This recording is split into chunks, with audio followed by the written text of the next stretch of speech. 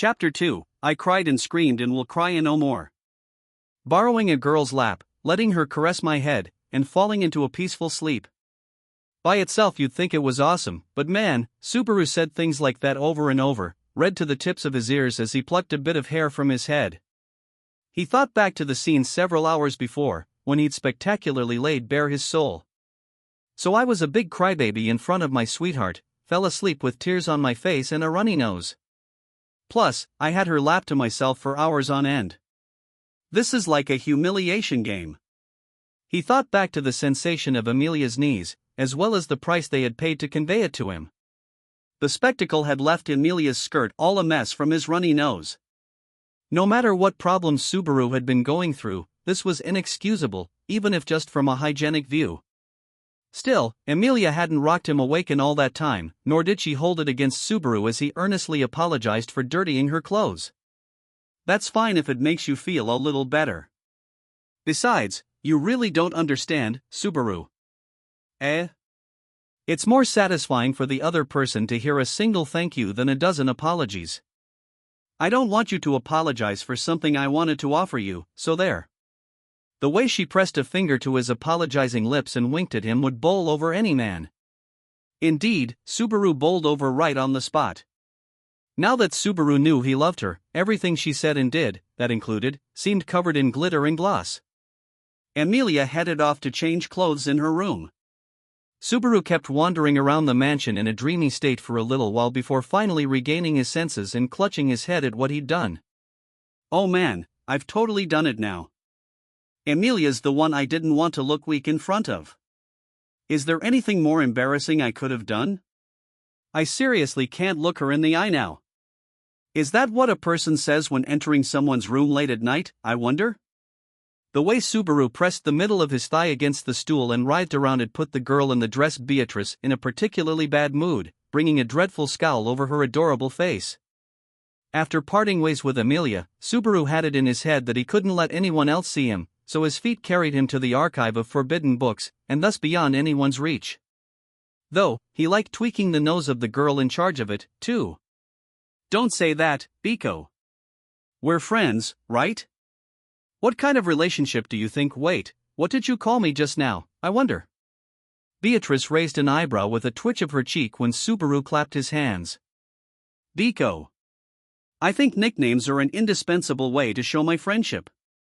You're the only one in the mansion so far who didn't like it even a little bit, though. He thought back to the last loop, when the loneliness and despair had been driven home. One could even say he was cajoling her into bringing sophistry and threats at him. It was from such humble beginnings that a firm pact had been established between them. In the end, Subaru had unilaterally severed the deal.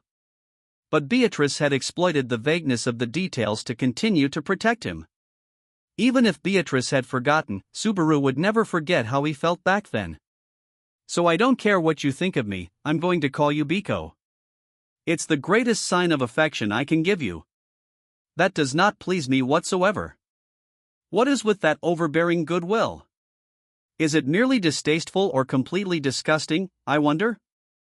Hey, what's with that way of talking? I'm thanking you from the bottom of my heart here. This is no time to make fun. If you're going to insist that what you said just now was not meant in jest, you and I are no longer engaged in conversation. It may look like dialogue, but it is not. She informed him that if conversation was supposed to be a game of catch, this was more like rugby. He was showing considerable affection in an appropriately Subaru-like way, but that seemed to be lost on Beatrice. Well, I'll set that aside, but I'll still call you Biko. Such single-minded resolve is quite unnecessary. What would happen if I simply do not respond to that name, I wonder? Don't say cold things like that, Biko. Subaru called out to Beatrice, but silently keeping her gaze lowered to her book, she made no reply. Apparently she meant what she had said earlier.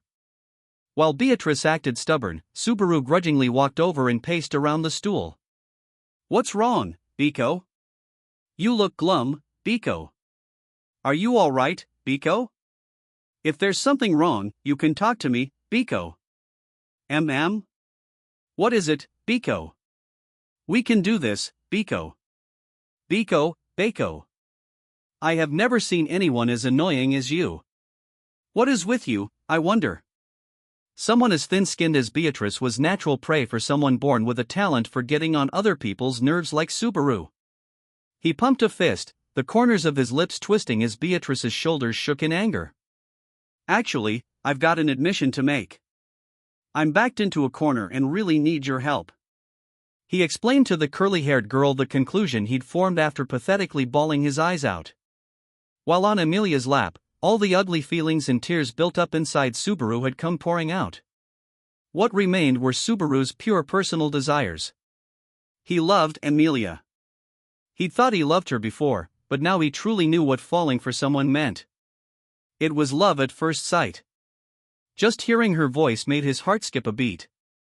Just talking with her was so pleasant it felt like a dream. He couldn't leave this girl who put herself in harm's way for others. That's why I love her, he had thought, but now he sincerely understood what he'd felt. She was the first one to save Subaru when he was summoned to another world without anyone to depend on. And, when he'd been backed into a dark alley of despair, it was she who had saved his dying heart. She'd saved both his life and his heart. He could no longer think of living in a world without Amelia. He loved spending his days with Amelia at the mansion. He loved learning all sorts of things about the world. He loved Ram, who'd taken such care of him in spite of her blunt tongue. He really loved Amelia. He loved Ram, who insulted him with polite language but always showed him how to do things. He was enveloped by goodwill toward everyone living at the mansion. Subaru wanted to stay there forever. Those overflowing feelings filled his chest to bursting. But on the other side of that happy coin, he loved Amelia. He despaired at lacking the power to protect her. Life at the mansion had grown stale. He didn't know where or when he'd be found out. He feared Ram, who commanded blades of wind that could slice his throat. He was terrified of Ram and her skull-crushing iron ball. Roswell's disturbing madness could lead him to command the twins to eliminate Subaru without mercy. Every time he woke up, he checked whether he was still alive, and he could sense himself cracking under his own constant vigilance against despair. These, too, were Subaru's true, indelible feelings. Amelia had saved Subaru before the friction in his mind had roasted Subaru from the inside out. By consoling him, Amelia had pulled his heart back from the brink. Thinking about her filled him with life and energy. Amelia was what kept his urge to flee in check. In other words, EMD, Emiliatan's majorly divine. Beatrice responded to Subaru's declaration by acting astounded and shooting him an annoyed grimace. Did you say something exceedingly stupid just now, I wonder? Not at all. I'm putting my top priorities back in order. Let us return to the topic at hand. You say you want my help? What do you mean, I wonder? Yeah, I'm pretty serious about that, like enough to beg God for help. I can't think of anyone else I can go to. In the present situation, Amelia was, of course, the member of the mansion he could place the most trust in, but she was also the most important part of Subaru's life. In other words, the absolute last thing he wanted to do was put her in danger. To Subaru, who normally prioritized his own life, Amelia's life weighed much heavier than his on the scale. That being the case, he couldn't go to Puck for help, either, which left Biko. She's actually pretty sweet. And softer than she looks. I don't understand your meaning, but I do sense that you are mocking me. That's not my intent at all. Actually, the way things are in the mansion right now, you're the only one I can rely on. Of course, he couldn't come clean to Ram and Rem, let alone Roswell. Except for Amelia, Beatrice was truly the only person in the mansion who he could trust. Please. I'm begging you. Subaru was kneeling on the floor before Beatrice, bowing his head as he petitioned for aid. Subaru needed a lantern to light the way so that he could bring an end to the chain of despair. I need your help. I want to set everything right and protect the place where I can be happy. And that's no good if it doesn't include everyone here. Subaru, touching his head to the floor, looked up at Beatrice after a long silence. Beatrice? The conflict he saw in her eyes made his breath catch. Beatrice knit her brows and bit her lip as she glared at Subaru. And yet, despite the ferocity of her gaze, she looked on the verge of tears. She opened her mouth to speak, but her gaze wavered as she found herself unable to find the words. Beatrice's heart had been shaken. He had to make her speak to him. Listen to me, Beatrice. I understand why you don't want to help me out of hand. To you, I'm a weirdo and a stranger who wandered in just the other day. If you know that much, you do not need to hear it from my lips, do you? You're the one who patched me up. Thank you. I know you don't know this, but I have a mountain of other things I need to thank you for. And here I am asking you for help again.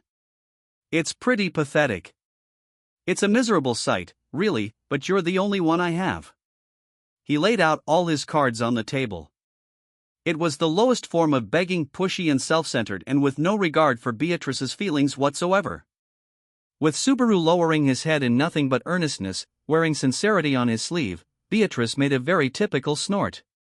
You are a worm crawling on the ground, wailing about your own powerlessness.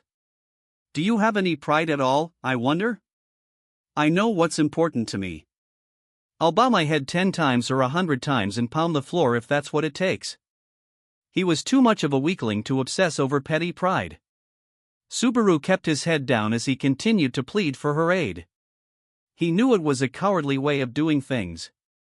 During his 5 loops, he'd continued to quarrel with Beatrice during their encounters along the way. That's how he knew. Beatrice acted like she was blowing him off, but you may raise your head. The moment the soft voice reached his ears, Subaru believed his craven request had been granted. He was acutely aware of his own pettiness and he resented himself for his insincere behavior toward Beatrice. But even that had been necessary to make the girl named Beatrice come to her decision. That was how the rather simple man named Subaru Natsuki had seen it, but... Take this, would you? Blah. But that miserable, heartfelt face met the merciless sole of a shoe.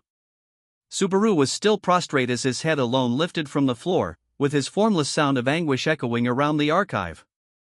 Subaru remained in that awkward, bent-back position, making an incoherent yell as she stomped him a few more times. Hey, this is... You could think on it 100 times and you would never comprehend the work I go through. No matter how many silver coins you gather, they will never equal the sacred glow of a gold coin. Do you understand, I wonder? If you get a few thousand silver coins they'll equal it, I'm sure. It's just a matter of comparable value, right? Or maybe you're just bad at math? Will you stop looking at me like a pitiable child, I wonder? Are those the eyes of someone who was just begging me?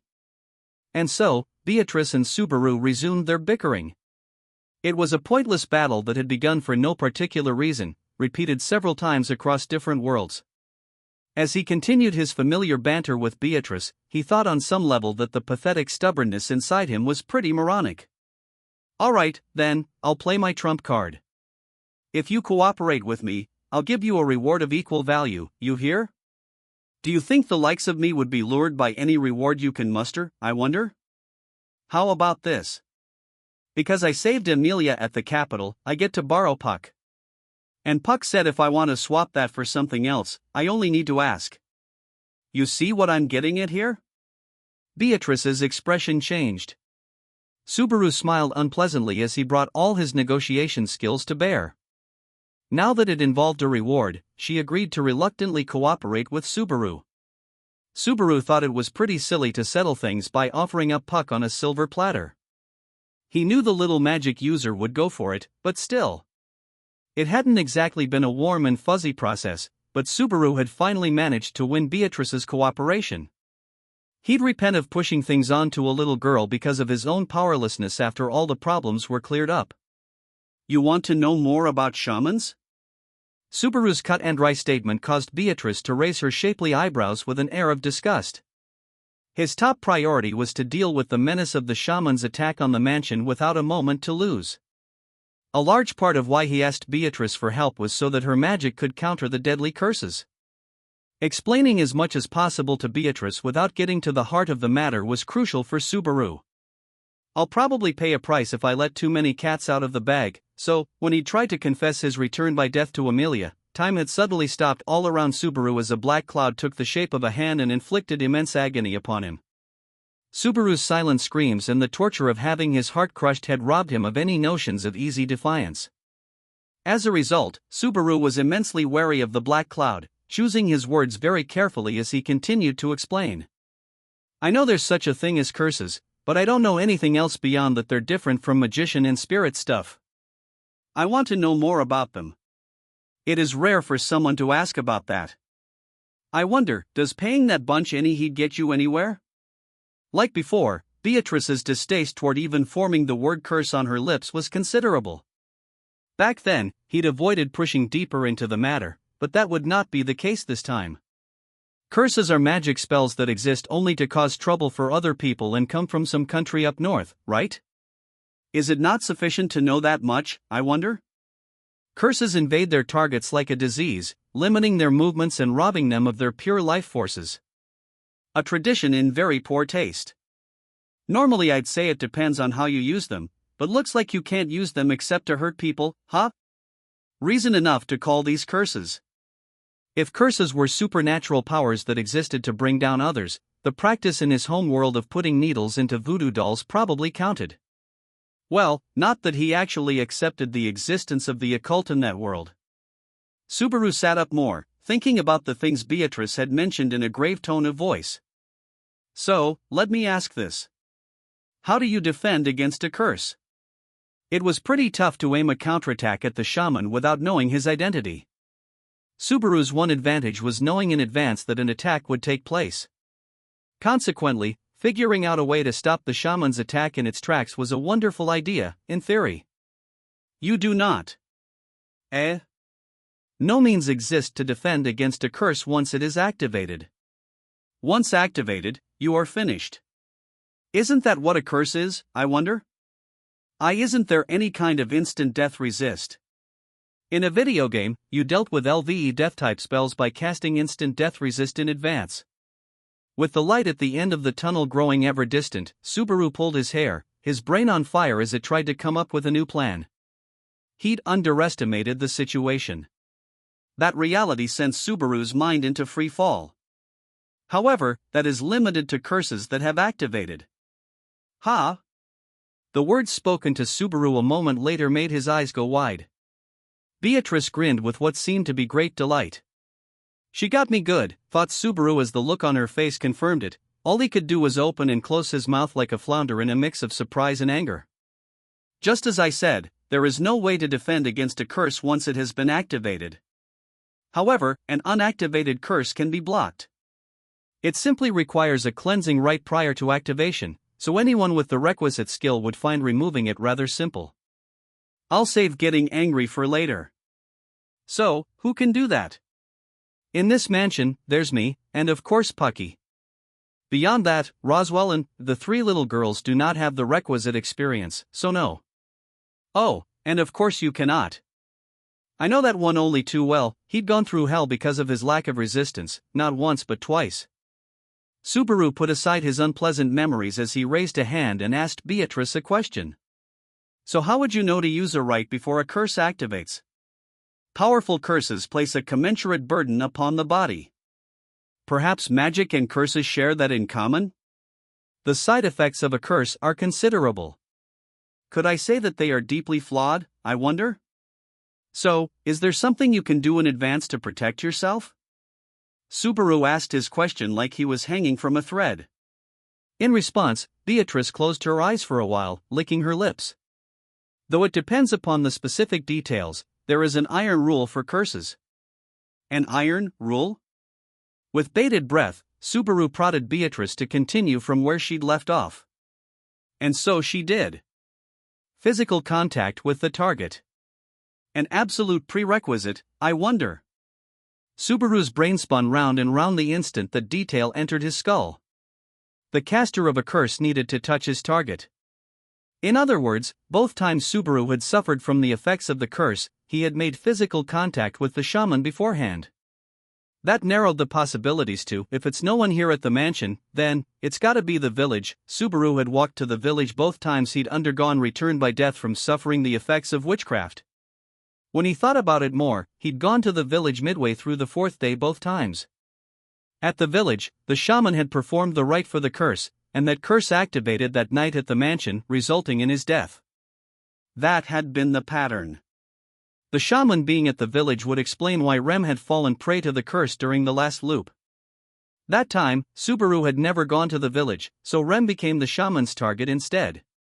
If Ram had gone, she would have been the target. If Subaru had gone there with her, no doubt he would have been the target again. It connected. It connected everything. The shaman was in Erlam village. It was unclear whether the shaman was a resident or a visitor. If he was the latter, finding him wouldn't be all that hard. It was a village with a small population. A stranger's face immediately became known to all, just like Subaru's had. If the former, it'd have been a carefully premeditated crime, but that doesn't seem likely. In the prior incident, someone tried to throw a monkey wrench into Amelia's royal candidacy. But that candidacy didn't exist before the royal family suddenly died out only half a year beforehand. Amelia's name popping up on the candidate list probably took time, so that meant only 3 or 4 months to prepare at absolute most. A shaman would have had to infiltrate the village years beforehand to be considered a native. So the shaman's an outsider. Finding him won't be all that hard either. Subaru voiced his thoughts out loud as he began to search for holes in his logic. It wasn't a bad idea to raise a hypothesis, even if you amended it as you went along. As far as the shaman was concerned, he hadn't actually done anything yet. Short of his opponent being God or the devil himself, it was impossible for his existence to be exposed as of yet. Subaru mulled over the fact that he was still on the night of the second day. He had a long grace period before things were due to take a turn for the worse on the fourth. In other words, it meant he could do his own preemptive strike on the shaman. I've got you by the tail now, damn it. I didn't die twice at your hands for nothing. Subaru, finally able to see his situation brightening, clenched a fist as his voice quivered with joy. While Subaru delighted in the change in circumstances, Beatrice looked quite dissatisfied at having been dropped from the conversation. Her lovely cheeks reddened to emphasize the sourness of her gaze. What is that attitude in front of someone you asked for aid, I wonder? If what I spoke was of service, I think you should say as much to my face. Yeah, you're right. You saved my bacon, I can see the light thanks to you. I love you, Biko. Wah! Subaru leaped over to Beatrice, picking up her very light body and twirling all around with her on the spot. Despite her elaborate dress, the girl's body was as light as a feather. Subaru's spinning increased in synergy with the buoyancy of his mood. Would you put me down, I wonder? Haha, I could just fly in the sky right now. Nah, how about we fly together, Biko? Fly all by your lonesome. Bwah! She released magical energy from right above him, slamming him hard enough to make him do a full leg split on the floor. The impact he felt on the top of his skull transferred to the rest of his body. Subaru's internal mana was all a jumble. His eyes were spinning as he continued to rest on his butt. For her part, Beatrice landed with an elegant flutter of the hem of her skirt, turning her head and sending a snort Subaru's way. Do you see what happens when you get carried away with frivolity, I wonder? That's not the only thing I saw. They're white. Take this, would you? BRFHH. Subaru took the second shot right between the eyes, sending him flying into a corner of the archive like a ragdoll. He rolled head over heels before slamming into a bookshelf, bringing heavy books down upon his head. He crawled his way out of the mountain of books, tears in his eyes from the many bumps and bruises. The friendship gauge goes down just a little and I get this? If you're not happy with something, just say it, geez. Being picked up like a little child, spun around in midair, having my panties seen, you speaking superficially lovey-dovey words, all of it. Is your entire existence a nuisance, I wonder? Hey, don't put down my existence, that's really sad stuff. I'm trying not to be a masochist here. Subaru hoped to find ways to improve himself, just like he'd found a chance to improve his circumstances. Just because I'm powerless doesn't mean I have to be helpless, too, Subaru thought, nodding at his own internal rebuke. Anyway, the situation's a lot better than it was. It'll be hard waiting out the night, but tomorrow I'm heading to the village. Let's find out who this shaman really is, he thought. That'd probably mean going with either Ram or Remington, considering they both had combat strength. It was a natural choice in case he ended up duking it out with the shaman then and there.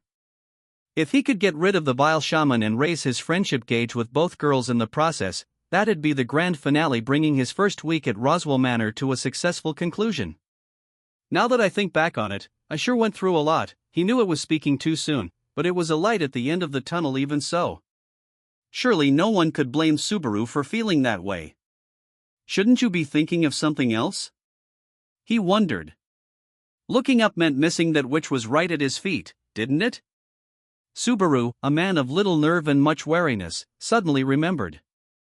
The scent of the witch. What do you mean, I wonder? Right, the witch.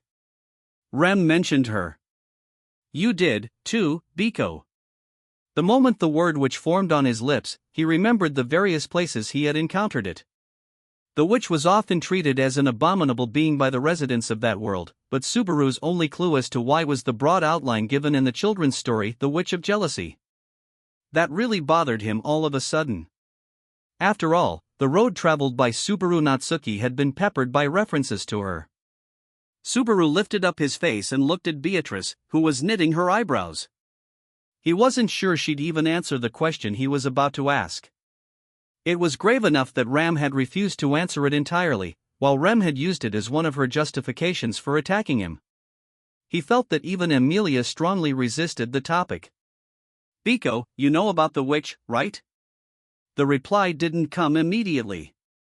The word thrumming in her ears made Beatrice close her eyes, sinking into silence as if making sure she'd heard correctly. Her reaction left Subaru with no option beyond trying to keep calm and waiting. When she suddenly murmured the words, Subaru's breath caught as his eyes went wide. She who drinks the world itself. Queen of the Castle of Shadows. The greatest of all disasters, the Witch of Jealousy. Upon seeing Subaru's reaction, Beatrice let out a gloomy sigh. In this world, there is only one being indicated by the word witch. Should I add, it is even considered taboo to speak her name aloud, I wonder? So everyone's in awe and fear of her, and no one defies her? Yes, precisely. Rather, why would you even ask if I know her, I wonder? In this world, aren't the names you know best those of your parents, then other family, and finally, the name of the witch, I wonder? Oh, come on, Subaru tried to poke fun, but he swallowed his words when Beatrice's expression made plain that she wasn't the slightest bit joking. And if she was serious, that meant the witch was an unparalleled darkness in the world. The Witch of Jealousy, sat Ella. She consumed the great sinners of yore known as the 6 witches, swallowing up half the world in the process, the vilest of all calamities. Beatrice's words, spoken with emotion suppressed, brought a short, hard breath out of Subaru. The name, one he'd heard before, bore much more gravity in the context of the rest. It is said that the witch desires love. It is said she does not comprehend human speech. It is said she envies everything in this world. That none have seen her face and lived. That her body is untouched by the ravages of time, unable to grow old or decay. That the dragon, the hero, and the sage combined their power to seal her away, because even they could not hope to destroy her. Beatrice spoke point by point, not allowing Subaru to get a word in. It is said, finally, as if reaching the end of her tale, she paused after her preamble and said, she is a half-elf with silver hair. Sat Ella, the Witch of Jealousy. The 6 witches had made the world scream, but this witch wiped them out in one fell swoop, ushering in a calamity that destroyed half the world. A hero had sealed her flesh within a crystal, where she continued to sleep, even then, in some corner of the world. That's an absurd story, Subaru's sensibilities as a child of modernity made him think. Crimes so vile that people spoke of them centuries afterward were already bad enough, but the fact that the perpetrator continued to exist, sealed away somewhere out there, would be unthinkable in his world. Subaru began to cite a rather extreme example as he sat cross-legged with his chin on a palm, watching a corner of the garden. Well, I can't really go by that. Even if people don't know the name of their own prime minister, they know the name of, say, the nation's most popular idol group. It was morning as Amelia sat on the grass of the inner garden, conversing with the flickering lights surrounding her. The scene never lost its mysterious, surreal air no matter how many times he set eyes on it. Seeing Amelia like this every day was one of the most beautiful sights that world had to offer. Subaru was watching at a distance so as not to interfere with Amelia's conversation. He was still wearing his servant's outfit as he suppressed a yawn, letting out a long breath as he sank into a sea of contemplation once more. It was now the morning of the third day, for night and sunrise had passed since his conversation with Beatrice in the archive of forbidden books. As the night had crept toward morning, Beatrice had suddenly scowled. "I suppose my skin shall be compromised if I do not get my beauty sleep. Staying up late like this is quite a bother." After being roughly evicted from the archive, Subaru managed to get in a morning bath before meeting up with Amelia in the garden. The sight of her so diligently carrying out her daily routine made him clench a fist with renewed determination. A gray fur ball, in other words, Puck popped his face up in front of Subaru's eyes and called out to him. "Well, you seem to be doing better now." Puck continued to hover in the air as he began grooming his face with his short paws like any normal cat. He continued, "To be honest, you were not much to look at yesterday." "I'm a little relieved." "That's so? Sorry to make you worry. But my naive heart still isn't completely over everything, so I want the feel of your fur to comfort me." "Ah. Well, if you can bluff like that, I suppose you're fine. Leah did lend you her lap and everything." Subaru's fingers wrapped around the palm-sized cat and, searching for something beyond even the surprising sensation of his ears, arrived at Puck's tail. From base to tip, the feel of it was beyond even Subaru's expectations, making his breath catch. Subaru savored the supremely comfortable touch in his hand as his eyes met Puck's. "Did you see the lap pillow, too, by any chance?" "Only because she did it for so long. It was quite difficult to stay kneeling in that position for hours, and I offered to take over several times, but..." "Relax, Leah saw it through to the very end." Puck's metaphorical seal of approval abruptly made Subaru, still shy about the awakening of his love, red in the face. Puck nodded at Subaru's schoolboy reaction. "And then EI. Ow. Why did you just scratch me?" "You had an explosion of complex feelings of affection for my daughter." "Maybe I ought to explode you?" "You ought not. That daddy mindset's a complicated thing, geez." Puck's explosion of fatherly concern threatened to put distance between Subaru and Amelia. Subaru plaintively bowed his head before Puck, somehow managing to keep the situation in check.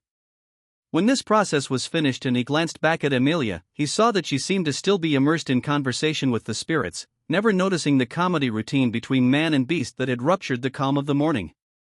Subaru watched the side of her face, gazing at the gentle, charming smile so beautiful that you could drown in it, when he abruptly murmured to himself. "A silver-haired half-elf, huh?" It was one of the things Beatrice had said about the Witch of Jealousy. The witch had shaken the world to its core, and even now, her name was synonymous with terror. He wondered how great a burden it must be to have similarities with such a being. Even Subaru, who had never felt hardships like this, could imagine it was no easy road to travel. And yet, Amelia had been raised to be an honest, benevolent person. No doubt in the hope that she would live as a lovely, untainted flower. Either she grew up in a real friendly environment, or, Puck looked back and smiled, one paw on his hip, the other toying with his whiskers. Or maybe she was raised by a good father. The cat could read his emotions. He'd no doubt discerned Subaru's thoughts to work out the context of the soliloquy from a moment before. Well, to a large extent she was just born that way. Not to harp on it, but that girl had a much, much harder time than you can imagine. It's adorable how she's like this in spite of it all, though. As Puck squinted, the thought of contradicting him never crossed Subaru's mind. The plain fact was that Subaru didn't know anything about Amelia, while Puck had spent an enormity of time with her. Subaru's knowledge of how hard it had been for her barely scratched the surface. Puck was driving home that Subaru had no right to act like he knew. Men were helpless in the hands of fate. Subaru knew that powerlessness all too well. "Hey, Puck, do you know about the Witch of Jealousy?" "There is little that I do not know." "Okay, I wanted to ask you this. Under what circumstances would you use the Witch of Jealousy's name as an alias?"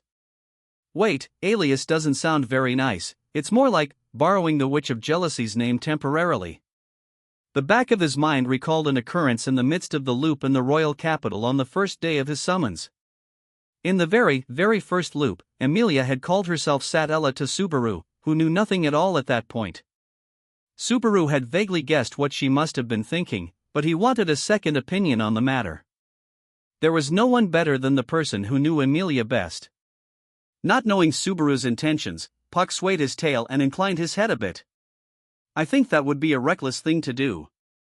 There are still many people with undiluted hate toward the witch, with fear and despair still carved into their souls. A person would have to be soft in the head to use the name of the witch as an alias around people like that. I'll take that as a never. Meow meow? Puck made a skeptical sound as Subaru poked him with a finger. Subaru then snapped his fingers, for Puck's support for his hypothesis made him put aside his own doubts. In this world, using the name of the witch as an alias would obviously be insane. It was only Subaru, there by chance without the slightest clue about what passed for common sense, who would think it was normal. So why would Emilia, who certainly knew better, claim the name of the witch as her own? So she was trying to creep out a weirdo to keep him out of this royal selection business. She had tried to protect him, a boy she had met only in passing. Emilia's thoughts behind claiming the alias had already vanished into another dimension. Only Subaru knew she had ever done such a thing. And Subaru would never have the chance to ask her what she truly intended by it. But he couldn't help but imagine that that was what it meant. All he could do was believe. Subaru, struck by the tenderness of that Emilia in another dimension, was caught off guard as the current one sat next to him with a strained smile. That's quite the distant look you have. What's wrong? He could no longer see the flickering lights frolicking around Emilia, so her pleasant conversation with them seemed over. Puck, having waited off to the side with Subaru until then, landed on her narrow shoulder to replace them. Back in my proper place. Ah, this is where I'm most at ease. Home sweet home. Oh, so now you're daddy back home from a trip, are you? Poor you, driving home all tired like that. That's because my eyes were wide open protecting my daughter from a wolf's poison fangs. Those poison fangs won't come near her, you see? Hey, don't stare at me and talk about poison fangs twice. You'll ruin my reputation here. Subaru forced a smile as Puck's big black eyes beheld him. Playing with the little cat like this meant he was kicking down the road a bit one of his opportunities to speak with Emilia, even though she was right there. It wasn't that he hated talking to Emilia. He just couldn't look her in the eye. After all, he'd bawled his eyes out on her lap and spent untold hours with her stroking his head. It had been only a single night since then, he didn't know how he could face her. That he had gone to meet her even so proved only that Subaru had a severe case of Emilia poisoning. Faced with Subaru's extreme confusion, Emilia hesitated, too, running an unhurried finger through her long silver hair. After a brief silence, Emilia made a determined breath and smiled. This is a little embarrassing. Are you feeling all right? I was in a tight spot until I heard Emilia Tan's voice. And, also, sore, the apology died on his lips. Subaru swallowed back the word he was about to say and changed his approach. Thank you. For everything. After all that, I think I have my head on straighter. It doesn't seem you're completely over it, but I'm glad you think you're getting there. If I was able to help a little, that's just fine. If you feel whittled to the bone again, just tell me. Your sister will gently console you. Emilia teasingly put a hand to her chest and winked. Surely she was acting this way to lighten Subaru's feelings of guilt. But when he gazed upon her happy, older sister-ish look, the fact that she kind of seemed serious made him tremble a bit. The main thing is that you're feeling better. You have to work hard today, you know? Are you sleepy? You slept at such odd times. No need to worry. A shut-in like me holding down the fort sleeps all day and is up all night to begin with. Well, it got a bit healthier as of late. Just to ask, what is a shut-in anyway? He is the guardian of the culture, always immersed in an ocean of information about the state of the world and the global economy to better protect the home day and night. The upper ranks never set a foot outside the house and even commemorate their lovers' birthdays through their screens. To be blunt, the souls of those who did that had long risen to a higher plane of existence. The oddness of Subaru's explanation seemed to tug at Emilia a little as she made a lovely smile. Seeing Emilia's reaction, Subaru suddenly had a thought. Hey, Emilia-tan, what kind of magic do you use, anyway? Strictly speaking, I'm not a magic user. That's because I'm a spirit mage, including my pact with Puck here. What I use isn't magic but spirit arts. The principles are largely the same, though, so how are magic users and spirit mages different? Subaru turned his neck and looked at Puck sitting on Emilia's shoulder. The little cat, realizing the conversation had shifted in his direction, stroked the fur over his belly as he explained. Magic users use the mana inside them when they use magic. In contrast, spirit mages use the mana in the air around them. The process is fairly different, even when the effects are the same. So what kind of differences are those, sensei? When Subaru raised his hand and asked his question, Puck, sitting in the lecturer's role, grinned like a cat in a good mood. Technically, it's whether a gate is used or not. The size of a gate depends on the individual magic user, but that doesn't matter much for spirit mages. That's because you're using external mana. I see. So magic users bring in mana from around them through the gate, then send it back out the gate when they use magic, but spirit mages can cut out the middleman. Subaru was digesting the explanation when he tilted his head halfway. But then that makes spirit mages way too powerful. Magic users are limited to the amount of fuel they can store inside them, but spirit mages have a free pass to use as much as they want. There's no contest.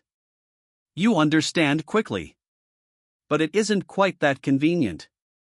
In the first place, the mana in the air isn't infinite. Puck's words trailed off as he looked up at Emilia.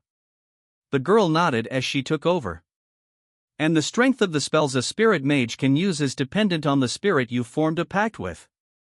The predisposition needed to form pacts with spirits is rare to begin with, and powerful spirits are even rarer. It's difficult to say which is better.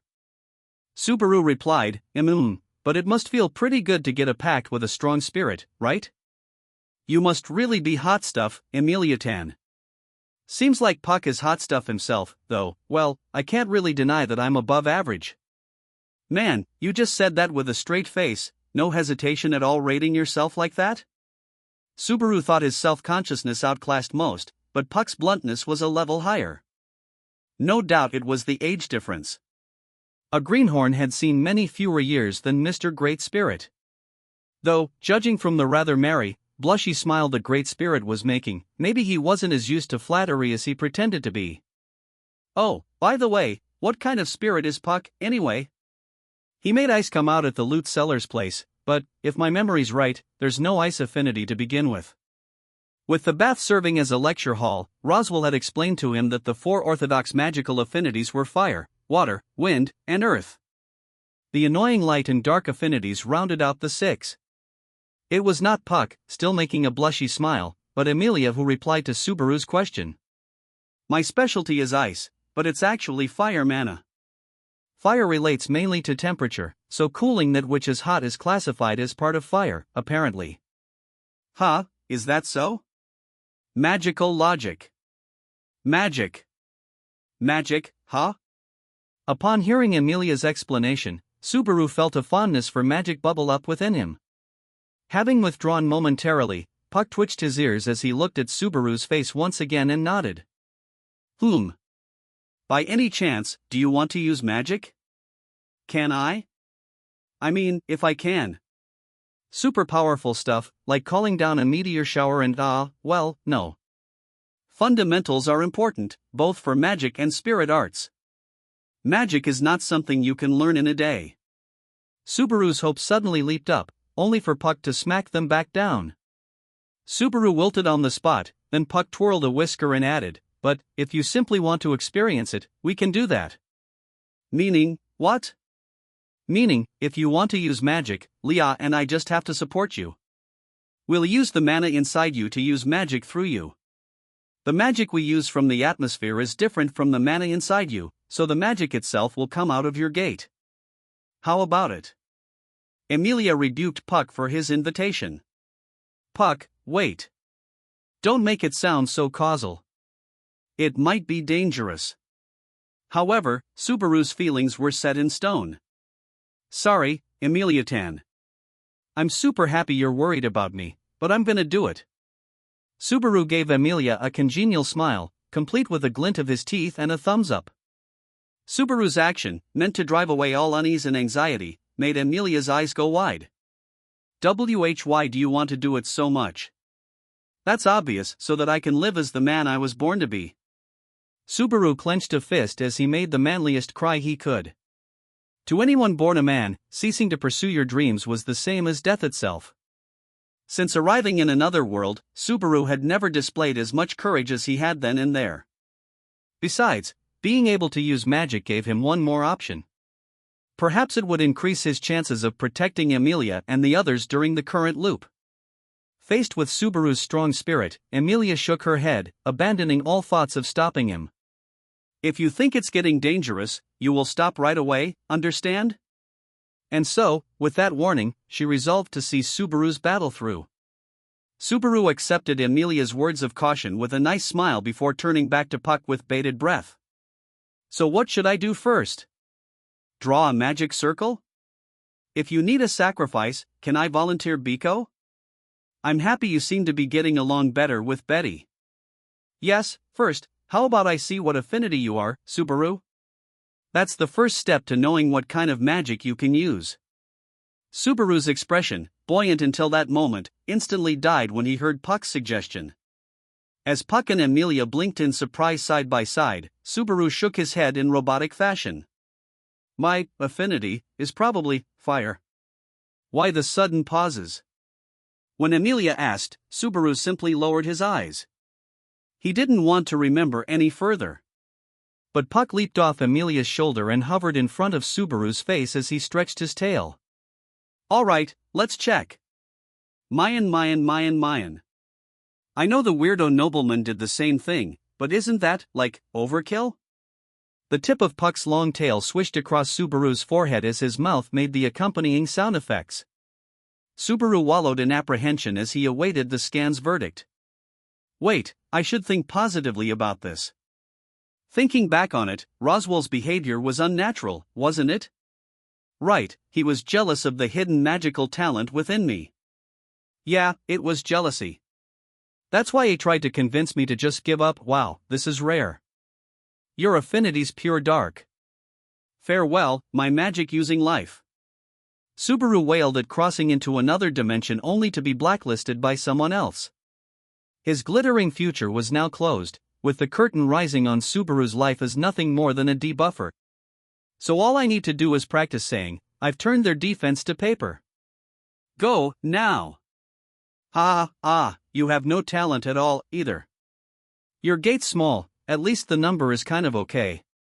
But there's barely any opening, so not much is coming through. Shut up, I know that already. Incidentally, what does that talent thing mean, by the numbers?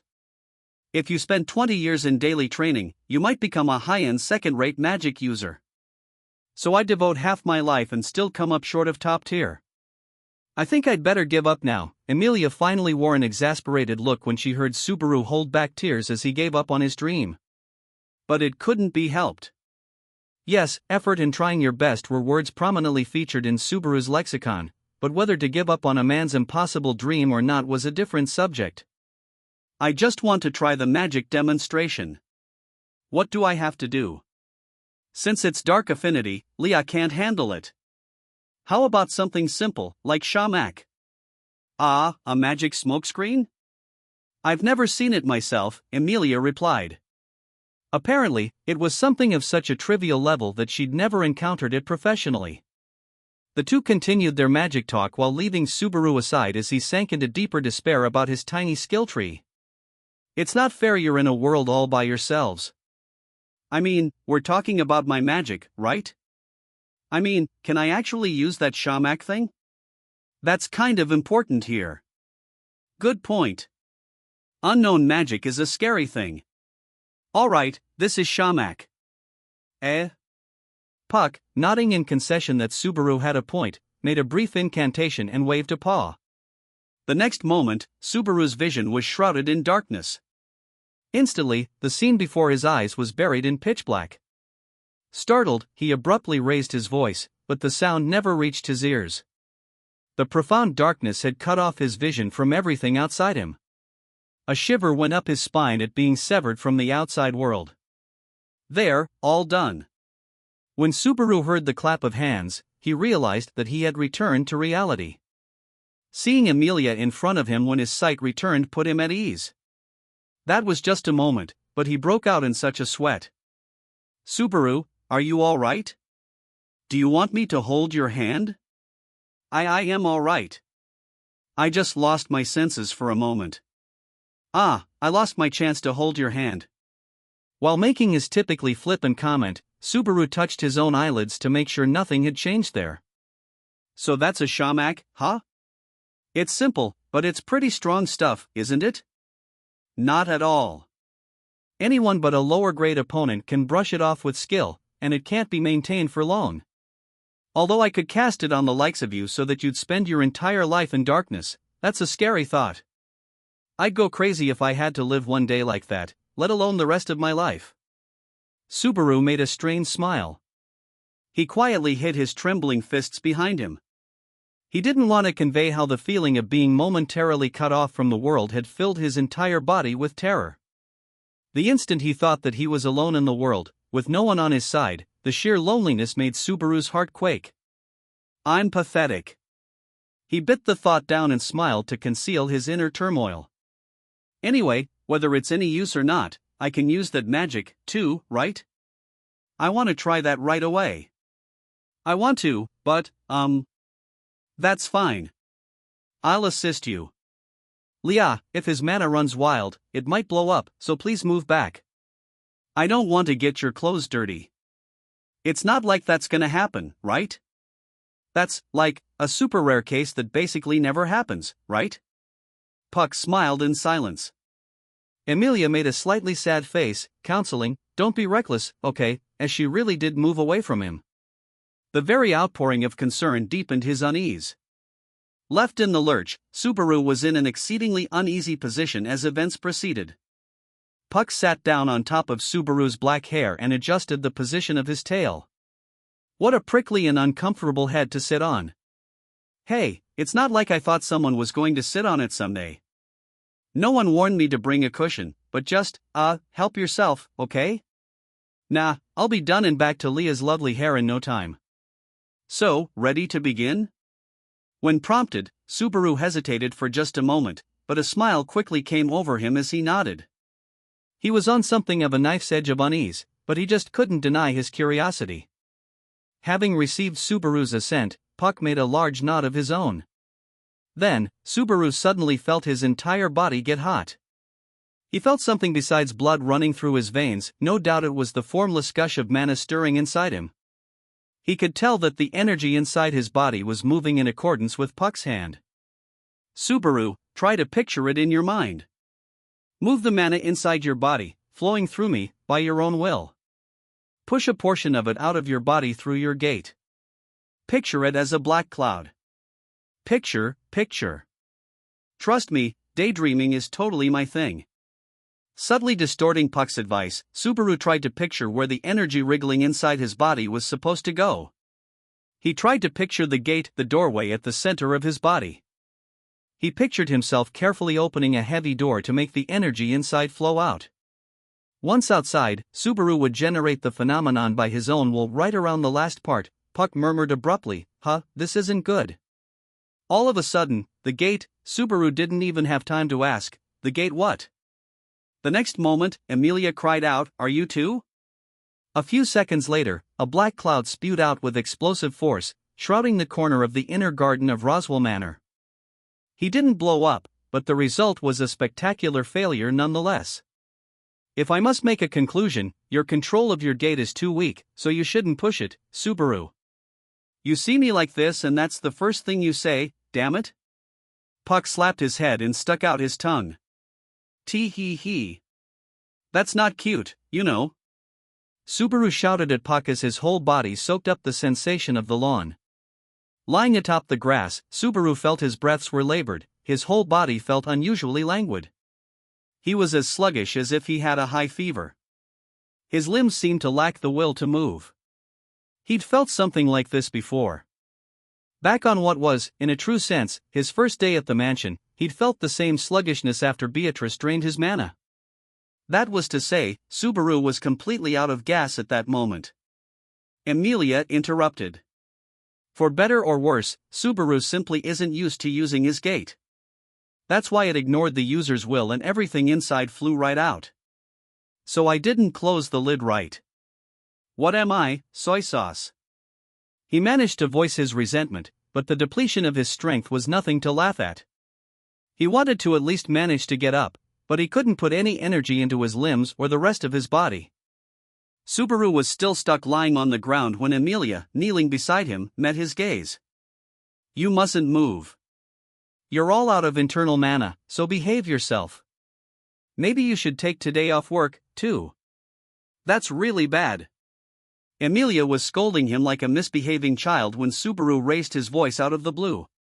Emilia blinked in surprise off to the side as Subaru deeply rued his own carelessness. If he really did have to give up the whole day, it meant abandoning one more day he needed to put this loop in order. That was crazy, even fatal. And now his body felt like it was rusted over. Ugh, now hold on, I told you not to push it. Now's when I have to push it. If I don't, I'm going to really seriously regret it later. It was by no means unusual for him to reap what he had sowed, but the timing was simply too awful. Emilia, seeing Subaru's brow covered with sweat as he struggled with all his might, slumped her shoulders. Goodness, you really can't be helped. Once more, Emilia's lips tapered as if she was upset with him. Subaru, not grasping the meaning behind Emilia's statement, could only lift his eyes to look at her. Emilia-tan, what's MNNFF? Emilia peered down at his face from above while suddenly stuffing something into his mouth. He felt something round and soft on his tongue. Though bewildered, Emilia put a hand over his mouth and nodded to him. Bite down. Bite down, and swallow. Yes, there you go. With Emilia tolerating no dissent, Subaru located the object in his mouth and bit down on it hard. A bittersweet taste swirled all around his mouth. He narrowed his eyes as his taste buds sensed it was some kind of fruit. The next moment, it hit him. Whoa, Subaru, feeling like his whole body was alight, got up then and there, practically leaping to his feet. He felt like his blood was boiling as it coursed through his entire body, scalding heat reaching all the way to the tips of his fingers and toes. He exhaled hard, as if the air in his lungs was too hot to handle, and his knees were marching up and down all on their own. It was around that point when Subaru realized he was standing on his own 2 feet. There were still vestiges of sluggishness in every part of his body, but the crippling lethargy had vanished. WH. What was that? It's called a bako fruit. When you eat it, it gives the mana inside your body a kick so that your gate powers up again, just enough to feel a bit better. Apparently, the mysterious fruit was some kind of MP recovery item. Subaru rotated his arms and, finding that nothing was wrong aside from a little fatigue, breathed a sigh of relief. Wow, I'm relieved.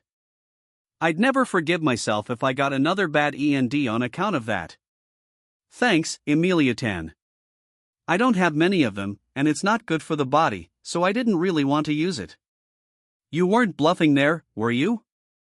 No doubt it was Subaru's genuineness that had spurred Emilia into using such a precious item on him. Subaru responded to Emilia's prodding by sticking out his chest and boldly declaring, not one bit.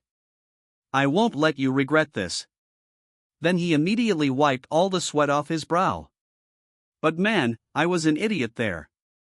When this is all over, I'm going to kick myself even more than before. He carried the burden of having experienced numerous forms of death, something other people would only experience but once, but he wanted to avoid dying from embarrassment if he could at all help it. In fact, he wanted his suicide by leaping off a cliff to be the last death he ever experienced. The scars of having decided to end his own life ran deep. He didn't want to do that again, ever. One death was enough for anyone. He wanted death to be the natural end of his life. Of course, the best result would be some crazy event that ended with Amelia embracing him, but man, I'm such a kid I can't even think about it, huh? Even though he was always so glib, he would never again casually speak the word death. Surely Subaru could only laugh at his own cowardice because he was reliving the same experiences, literally whether he wanted to or not. Seeing the change in Subaru's expression, Amelia had a sullen look as she asked, "Are you all right? Do you think you can go to work?" "I'll do work, and all the other stuff, too. Having you on my side is like riding an unsinkable battleship, so I'll give it all I've got." "Riding a..." "I'm not quite sure what you mean by that, but, hey, Amelia-tan, how you put that kind of makes me excited." "Can you say that again? You have a lewd look in your eyes, so no." Their usual banter left Subaru laughing as he stretched his limbs and finally his back. "Well, I'd better go face my seniors and turn over a new leaf." "I suppose so. I don't think either has spoken one word about you since yesterday." "Ah."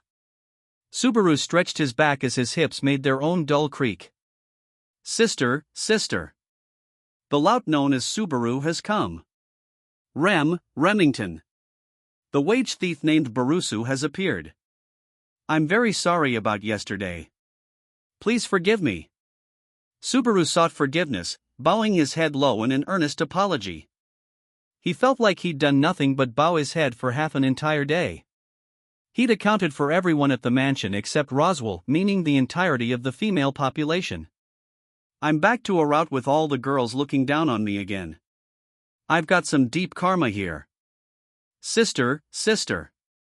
It seems Subaru is quite the pervert." Remington Subaru is a masochist who likes being degraded. "That's going too far, especially for you, big sis." Shouting in response to the sister's sharp rebuke, Subaru used his arms as a fulcrum to go from his prostrate position into a handstand, twisting his body around and using the momentum to rise to his feet. "Anyway, I'm sorry about being pathetic yesterday and annoying the day before. Well, a lot happened, but I've had a complete change in attitude, so it's a new me going forward." It was the lap pillow. The lap pillow, yes. Don't tell me everyone knows? That's so embarrassing. Subaru hid his reddened face and crumbled as the twin maids met each other's gaze. "It is time to begin the morning chores, sister." "It is time to begin our morning duties, Remington." No comment? That puts me down even more. With a wave, the two left behind Subaru and his pleas, heading off to work just as they had declared. As they did so, Subaru called for them to stop. Time out. There's a favor I want to ask about work this morning." Subaru's appeal made both twins stop, turn around, and tilt their heads in sync. "A favor? A hassle? Weird, I haven't heard Big Sis's bluntness for a while and it's getting me all fired up." A pained smile came over him. Unlike the little sister, the older sister's unpleasant attitude was a lot easier to deal with, but he was glad he could talk to them like this at all. He breathed out, trying to brush off the absurdity of it all. "Actually, I'd like to go see the village." "It's nearby, right? Isn't there something you need to buy there?" Overnight, he'd formed a firm hypothesis in the archive of forbidden books, but he wanted to get to the village that day no matter what. That was what was on Subaru's mind as Rem put a hand to her chest, sinking into thought. "Certainly, we are running a bit low on spices, so I was thinking of heading to the village tomorrow. Let's change the schedule and do it today, then. Might as well get more before you're running out, and you can't just borrow some from the neighbors out here, can you?" There were no other mansions in the first place, even if they had wanted to go see the neighbors. Rem seemed to ponder Subaru's suggestion a little when. "It's fine, isn't it? Sister?"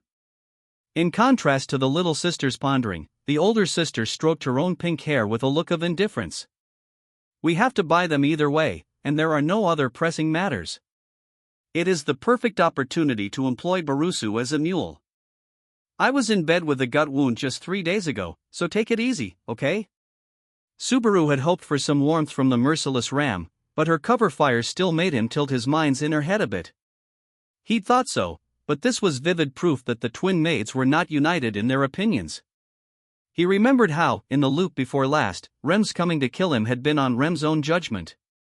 Perhaps their thinking was even less on the same page than Subaru had assumed. Either way. If sister says so, then, after thinking it over a bit, Rem finally gave her own consent. The majority of work at the mansion got done only because of Rem, but Subaru knew from long experience that she let Ram, the less accomplished of the two, make a lot of the decisions. Whether mere coincidence or not, Ram's intervention had essentially settled the matter. Subaru pumped a fist as Rem's face went from contemplation back to a calm, neutral look. However, either way, going to the village must wait until after lunch. Let us do it after 2 solar time, after we have finished all other outstanding work. It will be all right. Barusu has pledged to work until his body is ground to a pulp, yes? Yep. Just watch what I can do now that I've been reborn. I'll work like a hot knife through you know what. They corrected his corrupted idiom in unison. Butter. Right. That. Subaru scratched his face as it sunk in that he'd succeeded in his negotiations. Now that the promise to go shopping had been made, it was finally time to begin servant time. He watched Rem leave in a hurry, probably sorting out in her head the order of her chores, before shifting his gaze to Ram beside him. Naturally, Ram had been given orders to stick with Subaru for another day and oversee his education. No doubt it was best to avoid the tension that had built up the day before, or rather, the day before last. More to the point, finding himself had been so painful that recreating the tension was a little too much to ask. Getting self-conscious of my own bad points in such a short time like that. It's a bigger shock than seeing an infant grow into a man in 3 days. As Subaru sank into reflection, Ram folded her arms and gave him a cold look. Before we get to the issue at hand, for some reason, Ram's gaze made Subaru feel like he should straighten his back. He did so and turned toward her. About that magic in the garden earlier, sorry for the mess. I can't use that thing right, so I'm not touching it for a while. I hear it'd take 20 years for me to learn the fundamentals right.